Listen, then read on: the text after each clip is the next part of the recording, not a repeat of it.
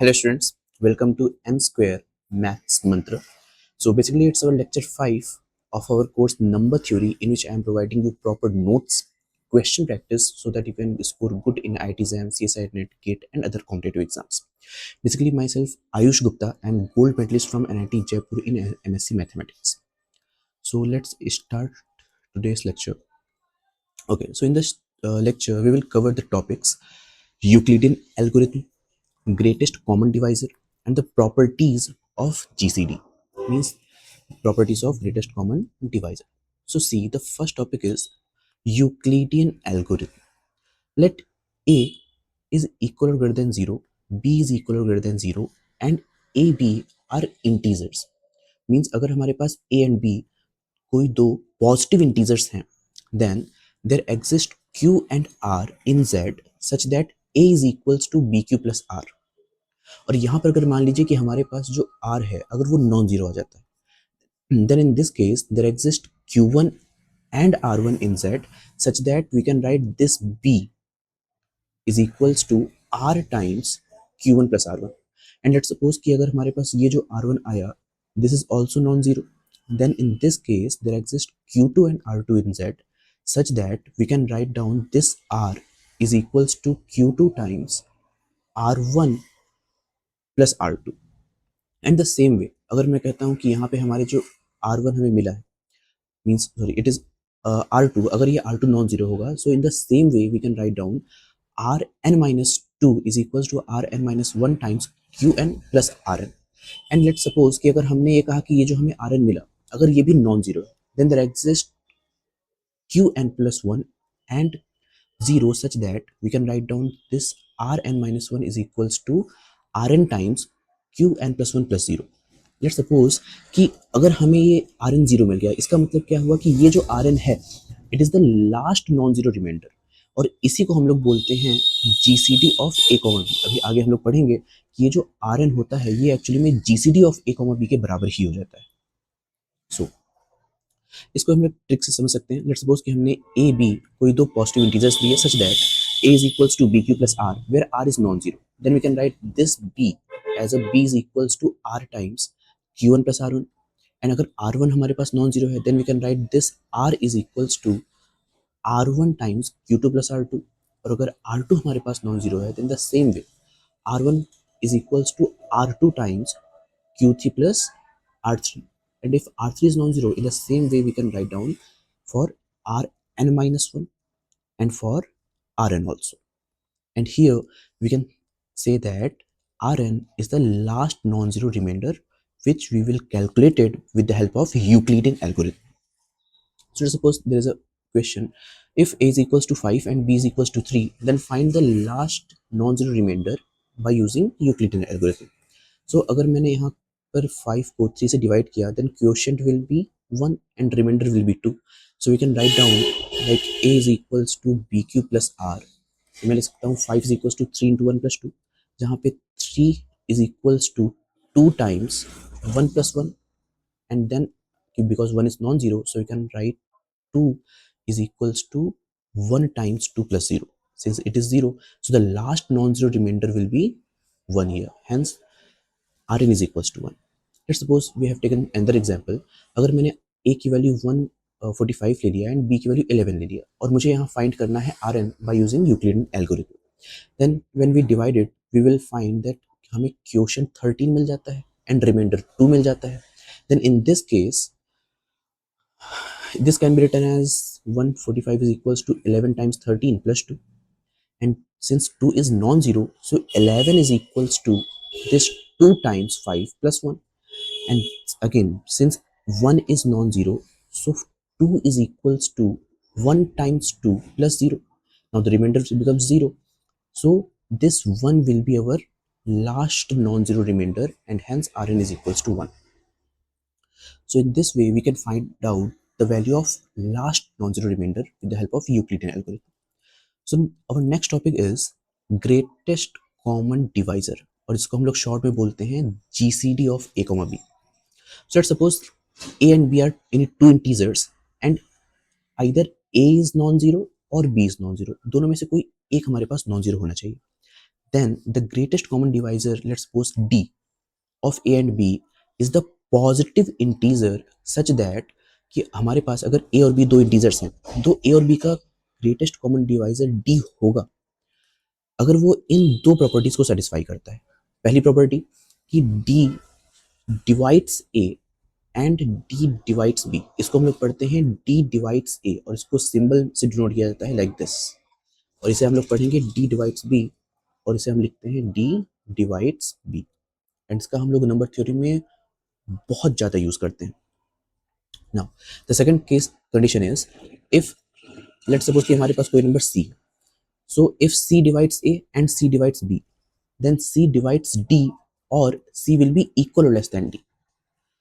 अगर हमारे पास ऐसा कोई हमें d मिलता है जो कि इन दोनों कंडीशन को सेटिस्फाई करता है, then we can say that GCD of a comma b will be equals to d।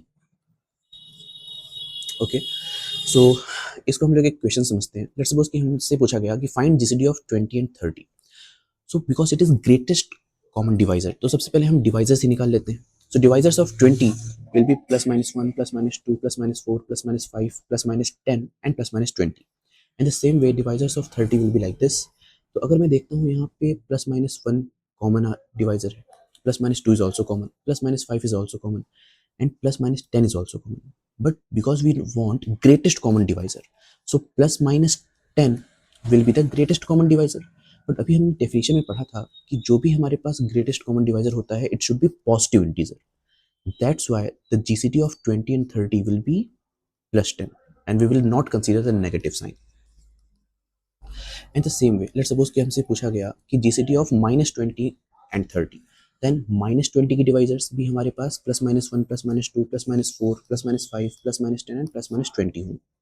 And the same वे जो हमारे 30 की डिवाइजर्स तो सेम होंगे, और अब इनमें जो ग्रेटेस्ट कॉमन डिवाइजर है again it will be plus minus 10 and we will consider only plus sign.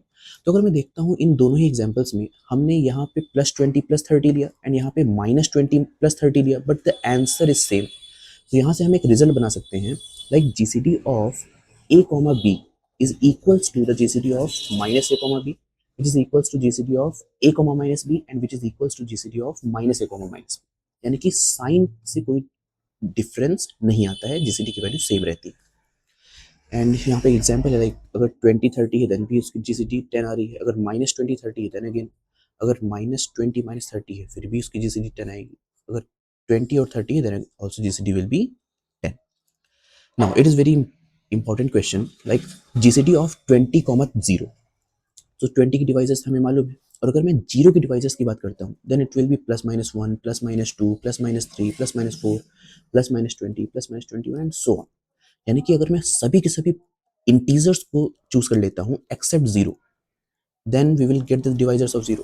तो इन दोनों ही डिवाइजर्स में जो ग्रेटेस्ट कॉमन डिवाइजर्स दिख रहा है it is plus minus 20, so we will consider only positive sign and hence the GCD of 20 comma 0 will be plus 20।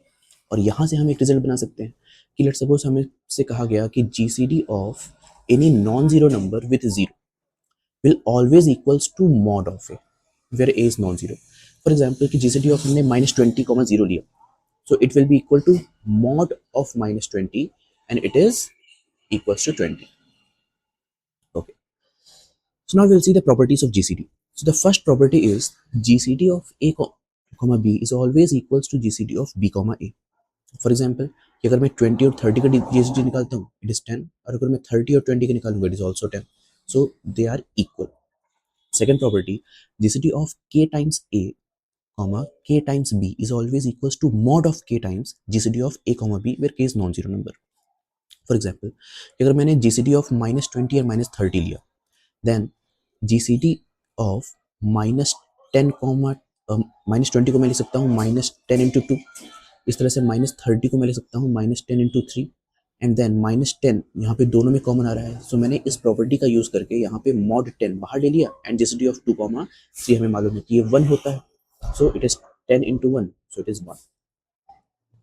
Now the third property is if a is equals to bq plus r then a और b की GCD b और r की GCD के बराबर होती है, यानी कि GCD of a comma b is equals to GCD of B comma. For example, कि अगर हमने A और B 10 और 3 लिया, then remainder will be 1 and quotient will be 3. Then in this case, अगर मैं देखता हूँ, then GCD of A comma B हमारे पास 1 आ रही है and GCD of B comma R भी हमारे पास 1 आ रहा है. That's why they are same. इसका मतलब कि अगर मैं यहाँ लिखता हूँ a is equals to B Q plus R, then a और b की जीसीडी b और r की जीसीडी के हमेशा इक्वल आती है. Okay, so the fourth property is basically based upon the third property. So अगर हमने a और b कोई दो पॉजिटिव इंटीजर्स लिए, then we can write a is equals to B Q plus R, and here GCD of A B is always equals to GCD of BR. We can write down like this. Again फिर हमने यहाँ पे Euclidean algorithm का use किया, जिसे मैं यहाँ से लिख सकता हूँ b is equals to r times q1 प्लस r1.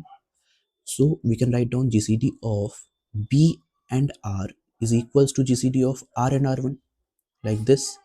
Again we can write down r is equals to r1 times q2 plus r2, and hence we can write down the GCD of r and r1 will be equal to GCD of r1 and r2.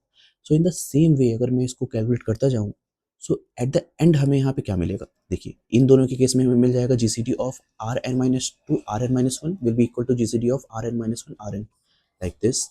And यहाँ पे because R N हमारे पास last non zero remainder होता है, so it is non zero. And जब हम इसको calculate करते हैं, then in this case we can write down GCD of R N minus one R N will be equal to R N comma zero. So अगर मैं यहाँ देखूँ, तो GCD of A comma B इस quantity के बराबर है और ये क्वांटिटी इसके बराबर है, ये क्वांटिटी इसके बराबर है. सो इन द सेम वे अगर मैं यहाँ से चलता हूँ, तो मैं देख सकता हूँ कि जो ए कॉमा बी है वो एक्चुअली में इक्वल होता है लास्ट टर्म के. So you can write down GCD of A comma B is equals to GCD of R N comma zero, and which is equals to mod of R N. That's why GCD of A comma B is always equals to R N which is last non zero reminder.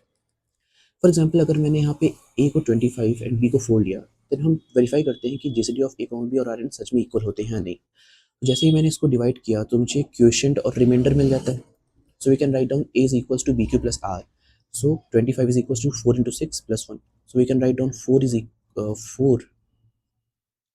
Is equals to 1 times 4 plus 0. तो यहाँ पे क्योंकि reminder 0 मिल रहा है, that's why the non zero remainder will be 1. So R N की value हमें यहाँ पे 1 मिल रही है. और अगर मैं GCD of A comma B निकालूं, which means 25 and 4, so it is always 1, because कोई कॉमन डिवाइजर इसमें सेम नहीं है except 1. So that's why hence it is verified that the GCD of a comma b is equals to Rn होता है. And this is a homework question for you, that if a is equals to 250, b is equals to 5, then find the last non-zero remainder and verify this thing. Okay, thank you.